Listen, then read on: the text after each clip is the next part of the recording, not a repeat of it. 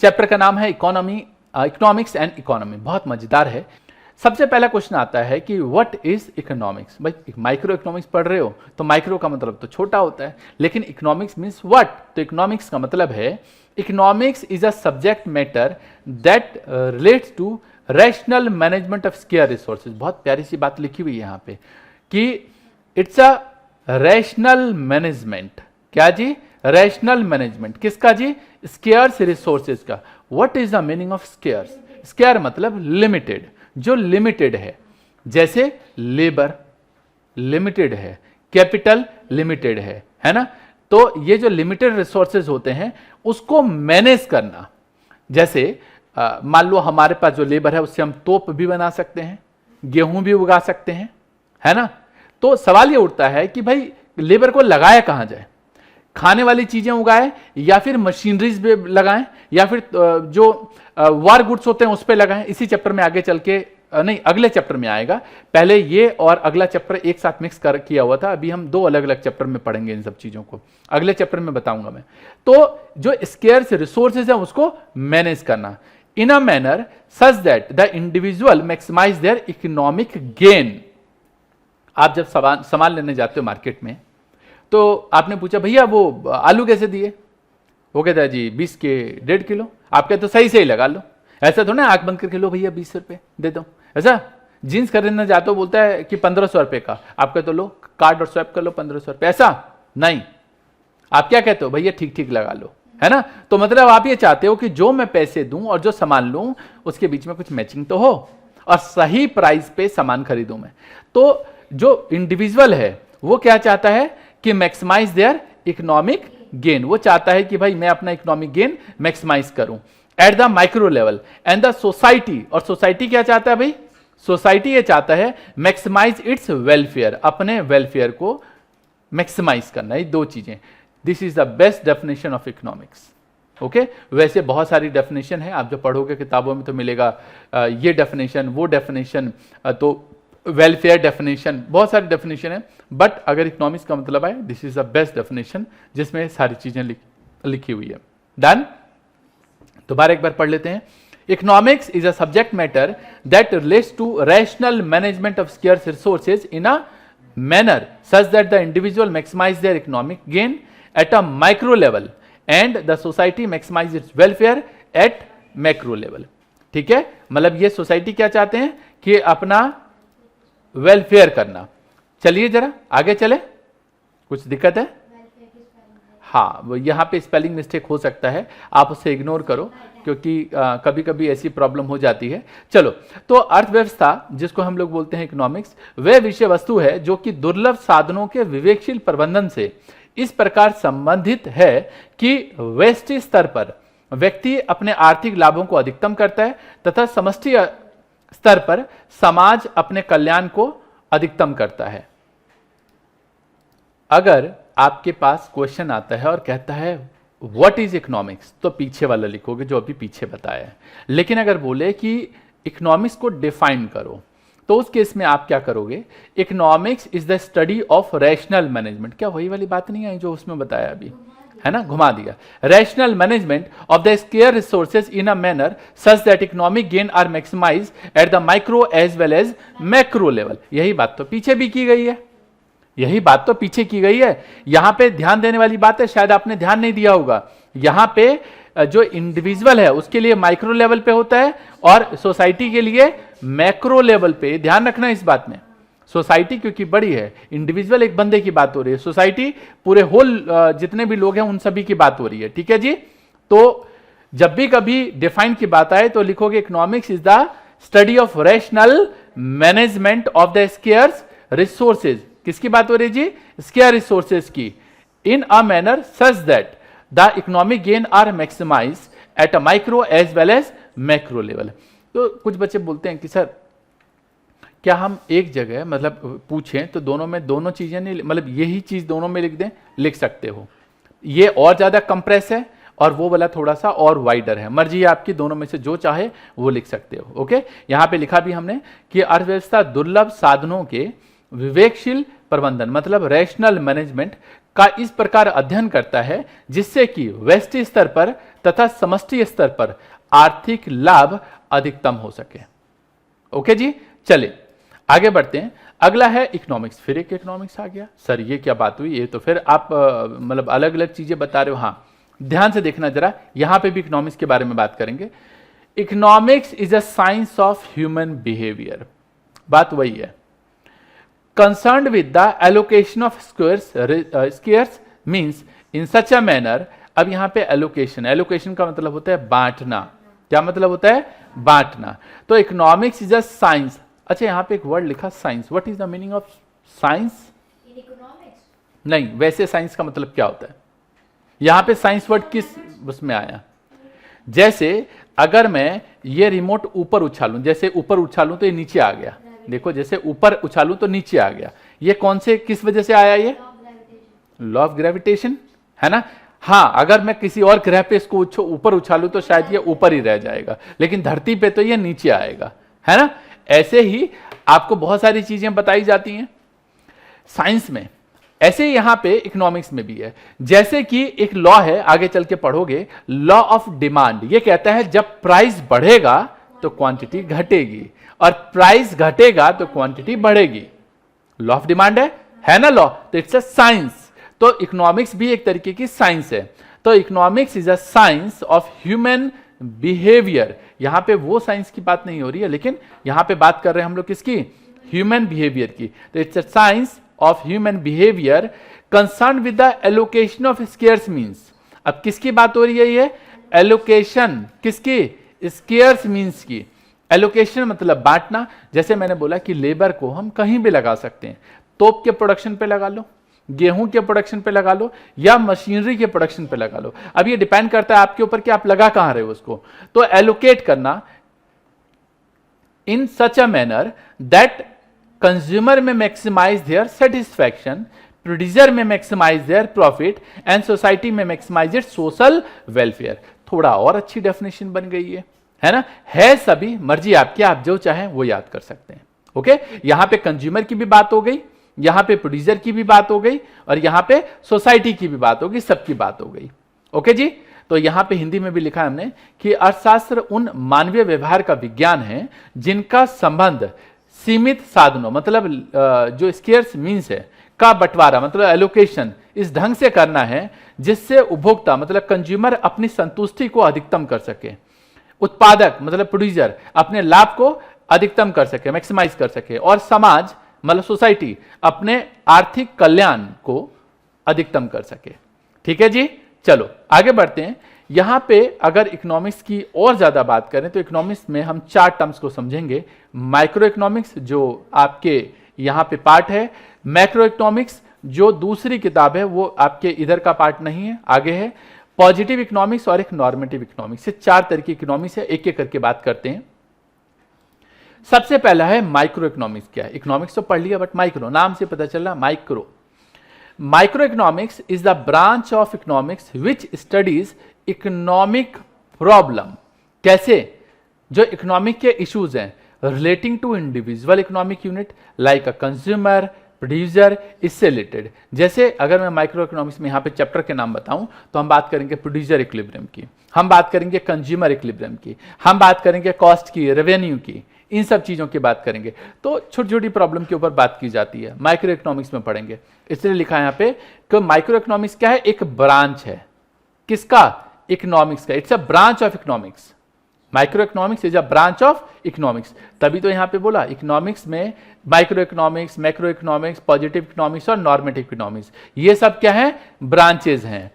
तो it's a branch of economics which studies economic problem relating to, economic problem बोले तो economic issues relating to individual economic unit like a consumer, like a producer, इनके ऊपर बात करता है ये। अब इसमें हम क्या बात करते हैं? Theory of demand, theory of supply, बात करते हैं कंज्यूमर बिहेवियर की, बात करते हैं प्रॉब्लम ऑफ रिसोर्स एलोकेशन की।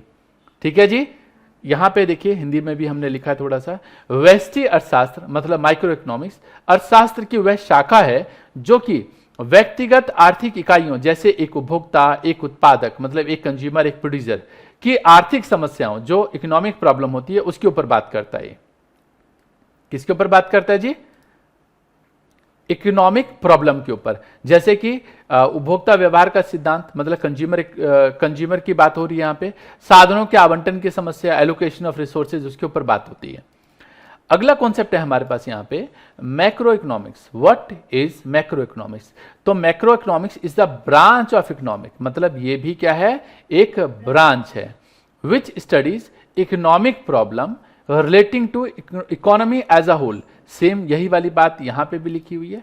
Micro economics the branch of economics which studies economic problem relating to individual economic unit, जबकि ये किससे बात करता है? Economy as a whole. बस इतना ही फर्क है, बाकी कहीं फर्क नहीं है, बाकी सब कुछ सेम है।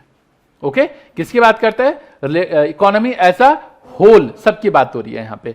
जैसे कि problem relating to unemployment. Unemployment एक बंदे की थोड़ी ना होगी, सबकी होगी। पॉवर्टी सबकी होगी, है ना? तो अनएम्प्लॉयमेंट हो गया, इनकम हो गया, तो नेशनल इनकम, अनएम्प्लॉयमेंट, ये सब हम उधर ही पढ़ेंगे। डिमांड माइक्रो इकोनॉमिक्स है, but aggregate demand macro economics का पार्ट है। सप्लाई हम लोग बात करेंगे माइक्रो इकोनॉमिक्स में, बट एग्रीगेट सप्लाई हम मैक्रो इकोनॉमिक्स में पढ़ेंगे। चलो, यहां पे लिखा हमने कि समष्टि अर्थशास्त्र की वह शाखा है जो कि संपूर्ण अर्थव्यवस्था से संबंधित है और संपूर्ण अर्थव्यवस्था में किसकी बात करता है? आर्थिक समस्याओं की बात करता है। जैसे अर्थव्यवस्था में बेरोजगारी की समस्या। अगला है हमारे पास पॉजिटिव इकोनॉमिक्स। क्या जी? What is positive economics? तो positive economics relates to the study of economic issue, ये भी वही बात कर रहा है, which are subject to verification. ध्यान से समझना, which are subject to verification, जिसमें वेरिफिकेशन की जरूरत है। ध्यान से समझना, अभी मजा आएगा आगे पढ़ने में।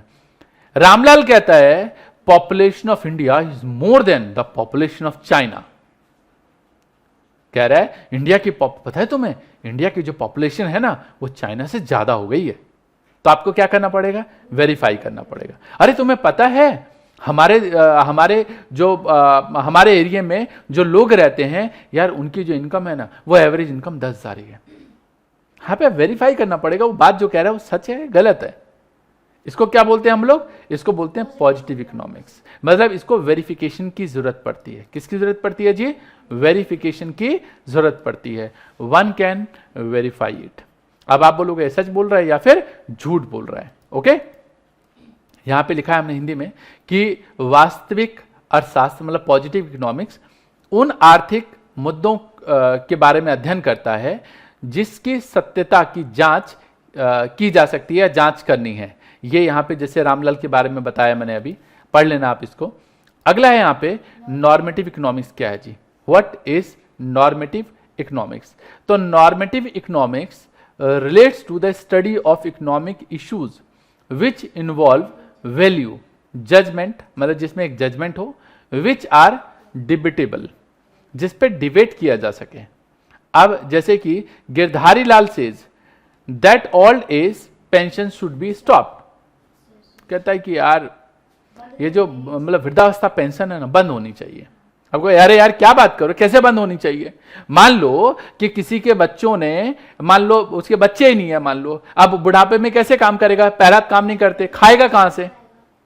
अब एक बंदा इस पे डिबेट करने बैठ जाएगा। अरे यार तुम्हें पता है हमारे पड़ोस में जो वो शर्मा जी थे, उनके बच्चों ने मतलब बच्चे छोड़ के चले गए। और मजे की बात बताऊं, मजे की बात ये है कि जब उनकी वाइफ गुजर गई तो बच्चे देखने भी नहीं आए, और उससे पहले ही उन्होंने जमीन जायदाद अपने नाम करवा ली। आप बेचारे बताओ भटक रहे हैं, क्या करेंगे? पैसा भी बच्चों के नाम कर दिया, जमीन भी बच्चों के नाम कर दिया, और बच्चों ने लात मार दी। अब डिबेट वाली बात हो गई। अब उसको कौन देखेगा? तो गवर्नमेंट देखेगी भैया वृद्धावस्था पेंशन दो। एक बात और रियल फैक्ट बताऊं, आपने रेमंड का नाम सुना होगा, सुना है? रेमंड के बच्चे ने भी यही किया जी, अपने पिता को पार, निकल जाओ घर से, गो। अरे कितनी बड़ी बात है यार। कभी कभी तो मैं सोचता हूं इस इश्यूज के ऊपर कभी कभी कि मतलब जिन पेरेंट ने हमको इस दुनिया में लेके आए, जो लेके आए, मतलब कितना सोच में, मतलब सोचता हूं मैं कभी कभी कि बताओ वही बच्चे जब मतलब बिल्कुल फ्री हो जाते हैं, तो ये भूल जाते हैं कि एक वक्त पे उनका भी बुढ़ापा आएगा, है ना, उनके भी बच्चे अगर होंगे तो उनकी भी एक कंडीशन पे ऐसी सिचुएशन होगी।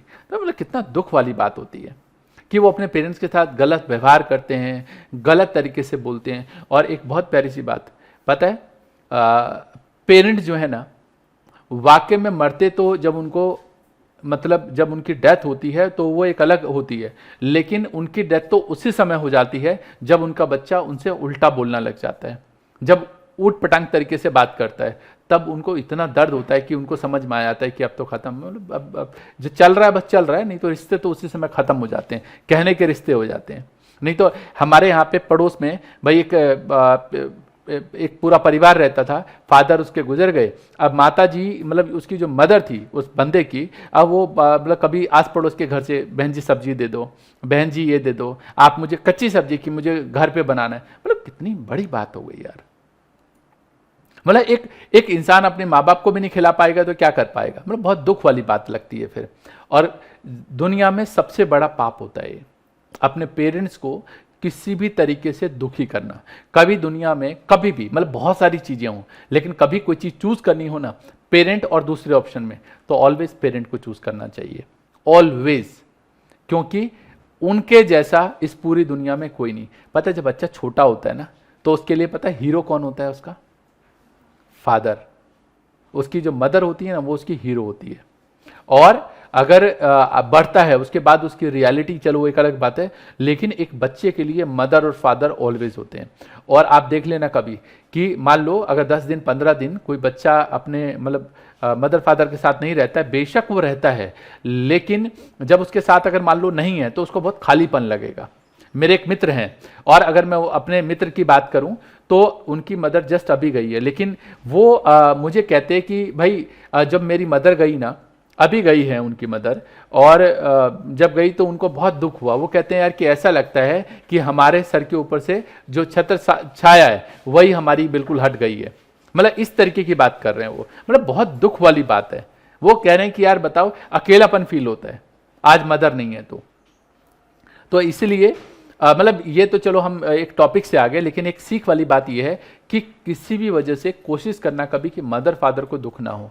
और मतलब ये समझ के, मतलब बहुत सारे लोग ऐसे करते हैं। अभी पीछे मेरे फ्रेंड ही एक बता रहे थे भाई कि पता है हमारे इधर पड़ोस में एक बच्चा है, वो अपनी मदर से ना पैसे लेता है कि भाई खाना देता है उसको, इस बात के लिए। उसके फादर है नहीं तो मदर को पेंशन आती है, अब मदर को पेंशन आती है तो मदर से पैसे लेता है कि भैया तुम्हें मैं रोटी देता हूँ इसलिए मुझे पैसे दो। अरे मतलब बच्चे की इतनी भी औकात नहीं कि अपने बलबूते पे खिला सके, तो पैदा होते लात मार के भगा देना चाहिए बच्चों को। फिर तो ऐसे बच्चों को, मैं सच में मतलब गलत लैंग्वेज इस्तेमाल कर रहा हूं, लेकिन कर देना चाहिए ऐसे। इन बच्चों का क्या फायदा फिर, मतलब कि मदर से पैसे ले रहा है, कमाल वाली बात है। मैं कहता हूं मदर के पास करोड़ों रुपए हैं, कोई मतलब नहीं है, लेकिन आप खाना भी नहीं दे सकते, तो दुनिया में मतलब तुच्चा इंसान उससे कोई और नहीं हो सकता जो अपने माँ बाप को खिला भी नहीं पाएगा। चलो लेकिन यहां पे जो बात हो रही थी हमारी, वो एक डिबेटेबल बात हो रही थी, जहां से नॉर्मेटिव इकोनॉमिक्स की बात कर रहे थे हम लोग। तो हमने बताया कि भाई यहां पे ओपिनियन आ सकता है, जजमेंट आ सकता है, और एक दूसरे से भिड़ सकते हैं। देखते हो कभी कभी न्यूज में आता है, मतलब एक टॉपिक उठाया, अब एक पार्टी और दूसरी पार्टी बहस कर रहे होते हैं, है ना, कि भाई ये ऐसा हो गया। जैसे अभी दिल्ली में कुछ टाइम पहले क्या हुआ कि बताया गया भाई कि दिल्ली में मेट्रो में सफर जो है फीमेल्स के लिए फ्री कर दो। डिबेटेबल है अभी ये तो। एक पार्टी बोले कि नहीं फ्री नहीं होना चाहिए, एक पार्टी बोले कि फ्री कर दो जी। अब जो इधर के मान लो गवर्नमेंट ने सोचा कि फ्री इसलिए कर दो कि फीमेल और ज्यादा कम मतलब घर से बाहर जाके काम करेगी। मैं सोचता हूँ यार कि क्या अभी नहीं जाती काम करने, अगर जाती हैं तो कहता नहीं और ज्यादा फीमेल्स काम करेंगी। मतलब जिसको काम करना होगा तो वैसे भी जाएगा काम करने, जिसको नहीं करना होगा वो तो वैसे भी नहीं करेगा। लेकिन चलो अब क्या कह सकते हैं भाई इसमें, तो ये डिबेटेबल बात है। तो ये एक तरीके की नॉर्मेटिव इकोनॉमिक्स है। कैसी इकोनॉमिक्स है? तो यहां पे जो अभी पीछे पढ़ा हमने, पॉजिटिव इकोनॉमिक्स मतलब जहां पे वेरिफिकेशन की जरूरत होती है। नॉर्मेटिव इकोनॉमिक्स जो क्या है, एक तरीके से डिबेटेबल है, जहां पे डिबेट किया जा सकता है, आपस में बहस की जा सकती है, इसको बोलते हैं नॉर्मेटिव इकोनॉमिक्स। ओके, तो अगर मैं अभी शुरू से लेकर अब तक बात करूं तो सबसे पहले मैंने बताया इकोनॉमिक्स क्या होती है, लेकिन यहां पे एक डेफिनेशन बताई कि जिसमें रैशनल मैनेजमेंट है, जहां पे इंडिविजुअल सोसाइटी की बात की जा रही है। सेम यहां पे भी बात की, लेकिन यहां पे भी मैंने आपको वही सेम मतलब एक ही बार में सारी बातें कर दी, सबके ऊपर बात कर दी कि यहां पे सोसाइटी भी आ गया, इंडिविजुअल भी आ गया। और ये वाली जो डेफिनेशन है इसमें हमने प्रोड्यूसर की भी बात कर ली, यहां पे हमने कंज्यूमर की भी बात कर ली, और यहां पे हमने सोसाइटी की भी बात कर ली, सबकी बात कर ली, है ना। तो सारी चीजें कंप्लीट हो गई हमारी। ओके, चलिए। और यहां पे हमने इकोनॉमिक्स के ऊपर 4 बातें की, micro economics, macro economics, positive economics और नॉर्मेटिव इकोनॉमिक्स। क्या बताया माइक्रो इकोनॉमिक्स के लिए? माइक्रो इकोनॉमिक्स वो ब्रांच इकोनॉमिक की जो किसके ऊपर बात करता है? इंडिविजुअल इकोनॉमिक यूनिट के ऊपर बात करता है। डिफरेंस पढ़ेंगे अभी हम लोग। जो किसके ऊपर बात करता है? इंडिविजुअल इकोनॉमिक यूनिट के ऊपर बात करता है। मैक्रो इकोनॉमिक्स जो इकोनॉमी एज अ होल की बात करता है। किसकी बात करता है? इकोनॉमी एज अ होल, पूरी इकोनॉमी को लेकर चलता है ये। पॉजिटिव इकोनॉमिक्स जहां पे वेरिफिकेशन की जरूरत होती है, जहां पे अब एक बंदे ने एक स्टेटमेंट बोल दी, अब आप उसको वेरीफाई करोगे कि ये सच बोल रहा है या गलत बोल रहा है।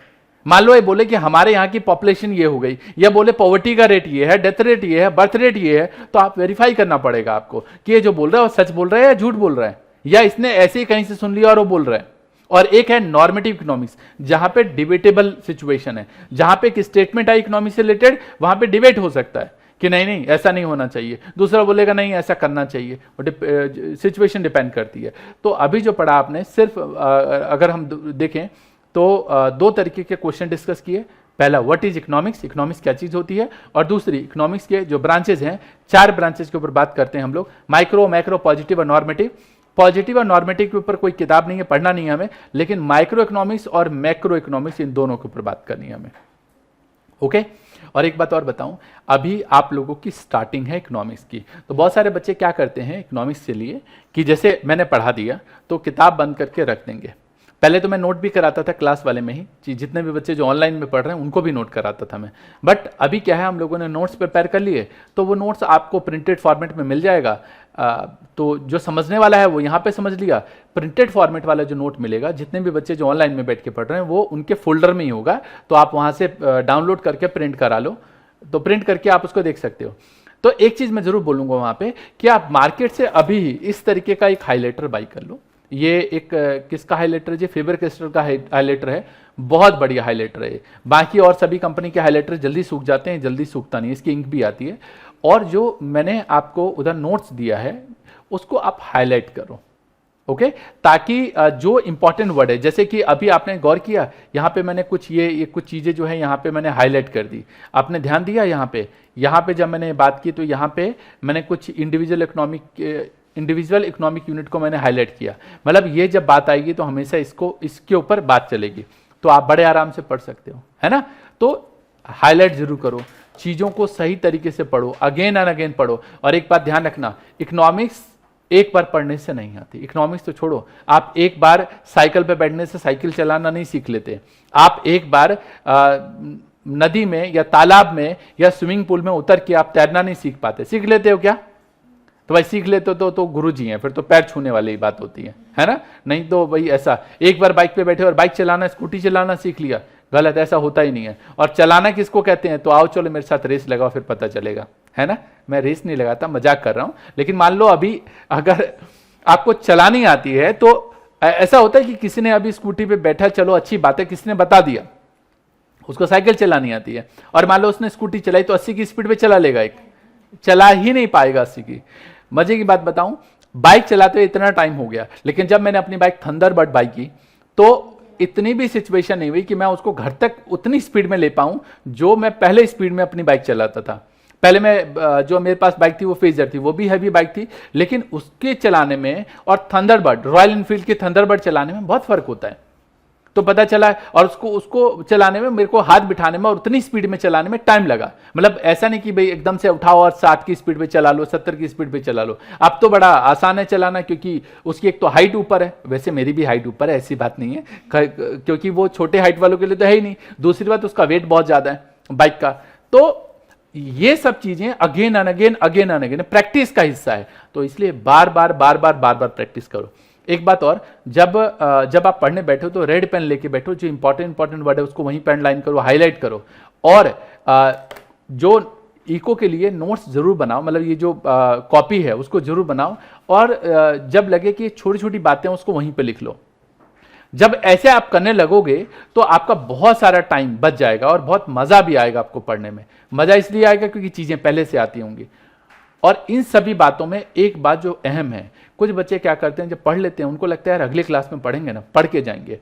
जो भी चीज हम पढ़ते हैं वो हमारे दिमाग में 24 से 48 घंटे तक रहता है, और 24 घंटे तक धीरे धीरे धीरे धीरे वो फेडअप होना लग जाता है। और एक टाइम ऐसा आएगा जब उसका छोटा सा पाठ, हाँ यार सुना तो था ऐसा कुछ, लेकिन याद ही नहीं आएगा।